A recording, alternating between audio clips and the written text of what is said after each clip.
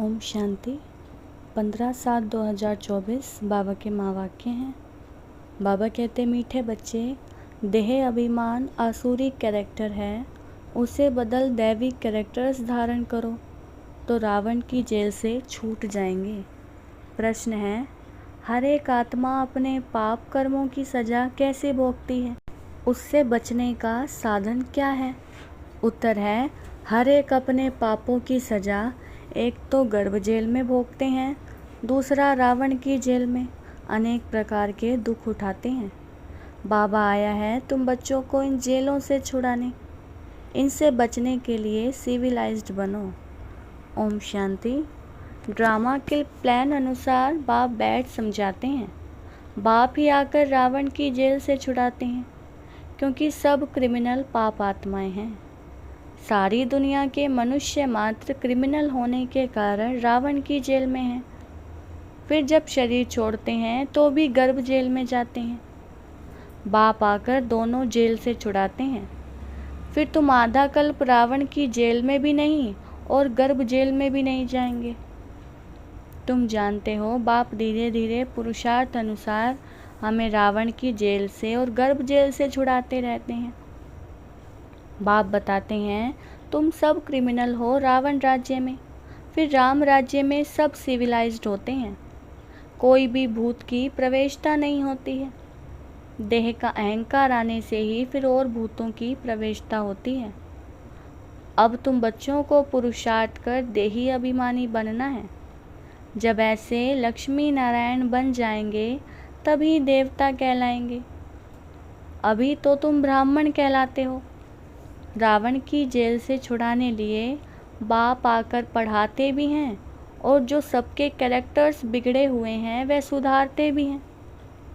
आधा कल्प से कैरेक्टर्स बिगड़ते बिगड़ते बहुत बिगड़ गए हैं। इस समय है तमो प्रधान कैरेक्टर्स। दैवी और आसुरी कैरेक्टर्स में बरोबर रात दिन का फ़र्क है। बाप समझाते हैं अब पुरुषार्थ कर अपना दैवी कैरेक्टर्स बनाना है, तब ही आसुरी कैरेक्टर्स से छूटते जाएंगे। आसुरी कैरेक्टर्स में देह अभिमान है नंबर 1। देही अभिमानी के कैरेक्टर्स कभी बिगड़ते नहीं हैं। सारा मदार कैरेक्टर्स पर है। देवताओं का कैरेक्टर कैसे बिगड़ता है? जब वे वाम मार्ग में जाते हैं अर्थात विकारी बनते हैं तब कैरेक्टर्स बिगड़ते हैं। जगन्नाथ के मंदिर में ऐसे चित्र दिखाए हैं वाम मार्ग के। यह तो बहुत वर्षों का पुराना मंदिर है।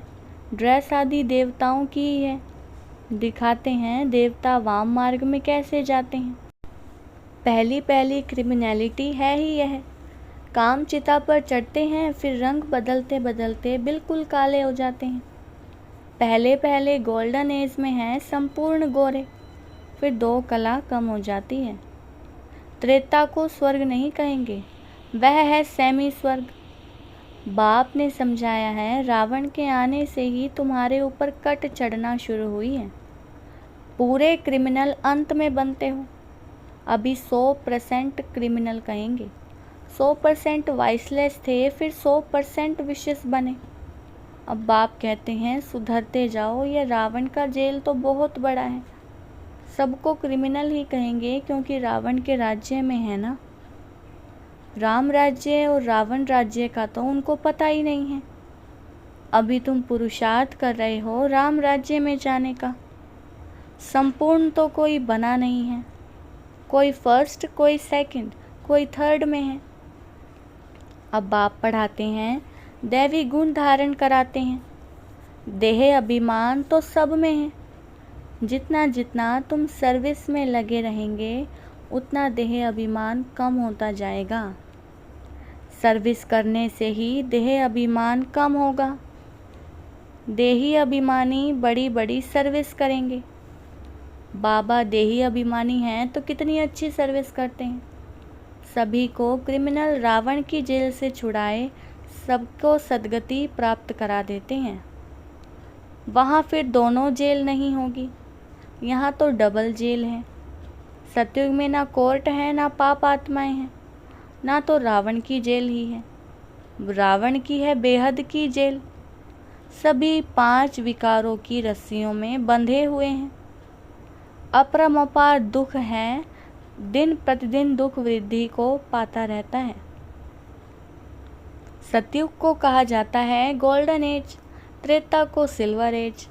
सतयुग वाला सुख त्रेता में नहीं हो सकता, क्योंकि आत्मा की 2 कला कम हो जाती हैं।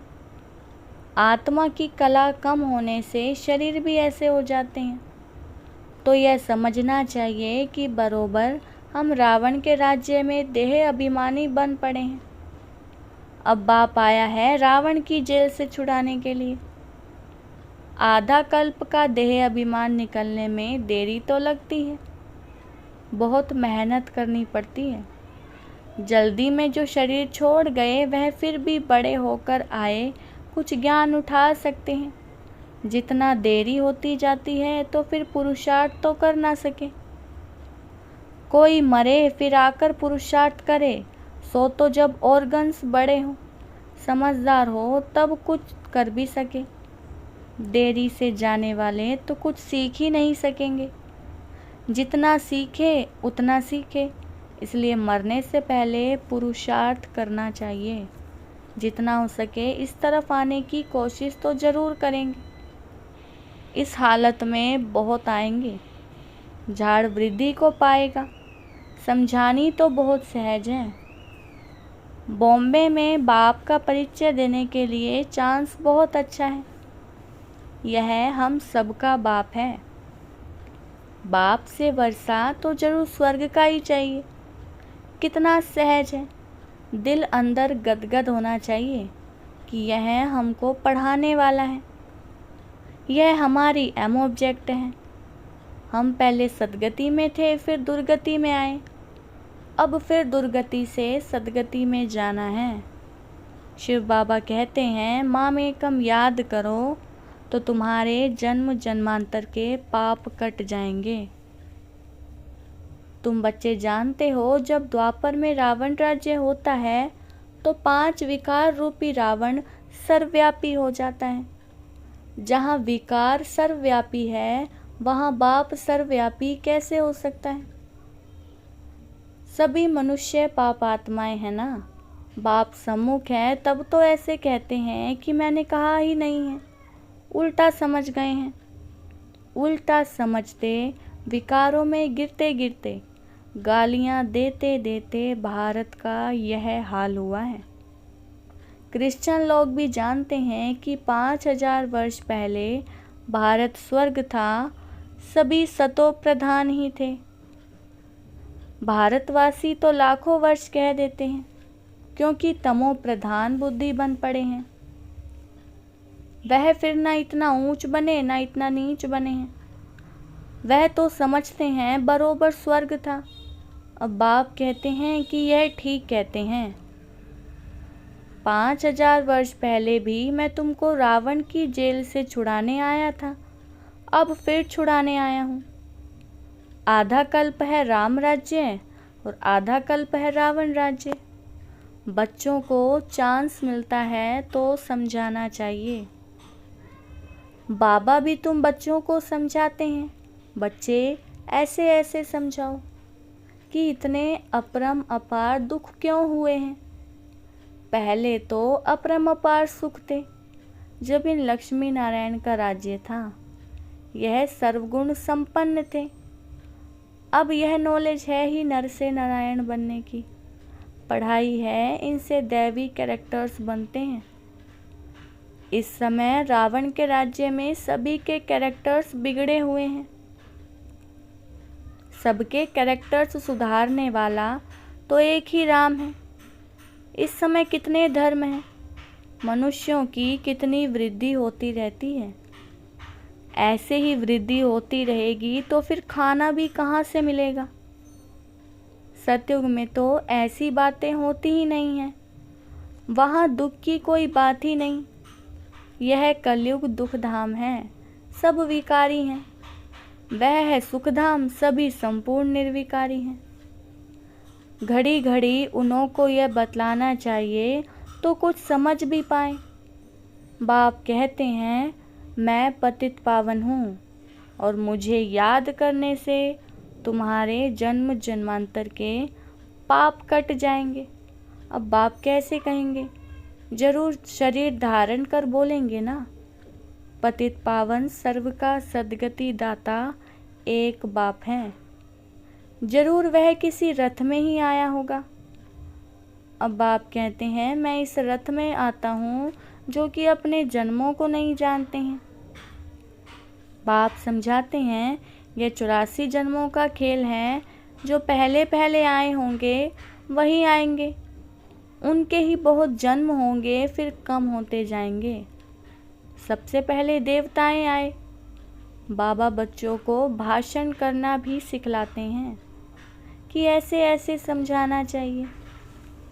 अच्छी रीति याद में रहेंगे, देह अभिमान नहीं होगा तो भाषण अच्छा करेंगे। शिव बाबा देही अभिमानी है ना। कहते रहते हैं, बच्चे देही अभिमानी भव। कोई विकार ना रहे, अंदर में कोई शैतानी ना रहे।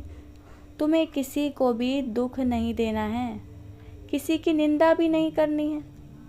तुम बच्चों को कभी भी सुनी सुनाई बातों पर विश्वास नहीं करना चाहिए। बाप से पूछो, यह ऐसे कहते हैं, क्या सत्य है? बाबा बता देंगे। नहीं तो बहुत हैं जो झूठी बातें बनाने में देरी नहीं करते हैं कि फलाने ने तुम्हारे लिए ऐसे ऐसे कहा, सुनाकर उनको ही खाक कर देंगे। बाबा जानते हैं ऐसे बहुत होता है। उल्टी सुल्टी बातें सुनाकर दिल को खराब कर देते हैं। इसलिए कभी भी झूठी बातें सुनकर अंदर में जलना नहीं चाहिए। पूछो, फलाने ने मेरे लिए ऐसा कहा है। अंदर सफाई होनी चाहिए। कई बच्चे सुनी सुनाई बातों पर भी आपस में दुश्मनी रख देते हैं। बाप मिला है तो बाप से पूछना चाहिए ना। ब्रह्मा बाबा पर भी बहुतों को विश्वास नहीं होता है। शिव बाबा को भी भूल जाते हैं। बाप तो आए ही हैं सबको ऊंच बनाने, प्यार से उठाते रहते हैं। ईश्वरीय मत लेनी चाहिए। निश्चय ही नहीं होगा तो पूछेंगे ही नहीं, तो रेस्पॉन्ड भी नहीं मिलेगा। बाप जो समझाते हैं उसको अच्छी रीति धारण करना चाहिए। तुम बच्चे श्रीमत पर विश्व में शांति स्थापन करने के निमित्त बने हो। एक बाप के सिवाय और कोई की मत ऊंचते ऊंच हो नहीं सकती है। ऊंचते ऊंच मत है ही भगवान की, जिससे मर्तबा भी कितना ऊंचा मिलता है। बाप कहते हैं, अपना कल्याण कर ऊंच पद पाओ, महारथी बनो। पढ़ेंगे ही नहीं तो क्या पद पाएंगे? यह है कल्प कल्पांतर की बात। सतयुग में दास दासियां भी नंबरवार होते हैं। बाप तो आए हैं ऊंच बनाने, परंतु पढ़ते ही नहीं हैं तो क्या पद पाएंगे? प्रजा में भी तो ऊंच नीच पद होते हैं ना। यह बुद्धि से समझना है। मनुष्यों को पता नहीं पड़ता है कि हम कहाँ जाते हैं, ऊपर जाते हैं या नीचे उतरते जाते हैं। बाप आकर तुम बच्चों को समझाते हैं कि कहाँ तुम गोल्डन सिल्वर एज में थे, कहाँ आयरन एज में आए हो। इस समय तो मनुष्य को खा लेते हैं। अब यह सभी बातें जब समझे तब कहें कि यह ज्ञान किसको कहा जाता है।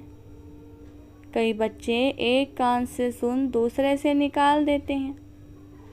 अच्छे अच्छे सेंटर्स के अच्छे अच्छे बच्चों की क्रिमिनल आई रहती है। फायदा नुकसान इज्जत की परवाह थोड़े ही रखते हैं। मूल बात है ही पवित्रता की। इस पर ही कितने झगड़े होते हैं। बाप कहते हैं, यह काम महाशत्रु है, इन पर जीत पहनो तभी जगत जीत बनेंगे। देवताएं संपूर्ण निर्विकारी है ना। आगे चल तुम समझ ही जाएंगे, स्थापना तो हो ही जाएगी। अच्छा, मीठे मीठे सिकिलदे बच्चों प्रति माता पिता बाप दादा का याद प्यार और गुड मॉर्निंग। रूहानी बाप की रूहानी बच्चों को नमस्ते। हम रूहानी बच्चों की रूहानी बाप दादा को याद, प्यार, गुड मॉर्निंग और नमस्ते बाबा नमस्ते। धारणा के लिए मुख्य सार। फर्स्ट पॉइंट दिया है, कभी भी सुनी सुनाई बातों पर विश्वास करके अपनी स्थिति खराब नहीं करनी है। अंदर में सफाई रखनी है, झूठी बातें सुनकर अंदर में जलना नहीं है। ईश्वरीय मत ले लेनी है। दूसरा, देही अभिमानी बनने में पूरा पुरुषार्थ करना है, किसी की भी निंदा नहीं करनी है। फ़ायदा, नुकसान और इज्जत को ध्यान में रखते हुए क्रिमिनल आई को ख़त्म करना है। बाप जो सुनाते हैं उसे एक कान से सुनकर दूसरे से निकालना नहीं है। वरदान दिया है, त्रिकालदर्शी की सीट पर सेट हो, हर कर्म करने वाले शक्तिशाली आत्मा भव। वरदान का विस्तार है, जो बच्चे त्रिकालदर्शी की सीट पर सेट होकर हर समय हर कर्म करते हैं, वो जानते हैं कि बातें तो अनेक आनी हैं, होनी हैं, चाहे स्वयं द्वारा, चाहे औरों द्वारा, चाहे माया व प्रकृति द्वारा। सब प्रकार से परिस्थितियाँ तो आएंगी, आनी ही हैं, लेकिन स्वस्थिति शक्तिशाली है तो परिस्थिति उसके आगे कुछ भी नहीं है। सिर्फ हर कर्म करने के पहले उसके आदि मध्य अंत तीनों काल चेक करके समझ करके फिर कुछ भी करो तो शक्तिशाली बन परिस्थितियों को पार कर लेंगे। इसका वरदान है, सर्वशक्ति व ज्ञान संपन्न बनना ही संगम युग की प्रारब्ध है। अच्छा, ओम शांति।